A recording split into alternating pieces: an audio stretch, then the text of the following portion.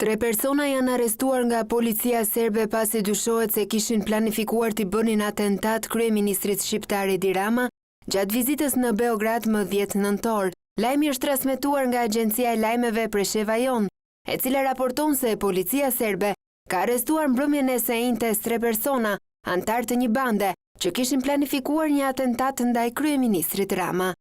Pavarësisht kësaj, autoritetet serbe nuk kanë konfirmuar asgjë zyrtarisht, ndërsa mediat e kanë raportuar thjesht si lajm.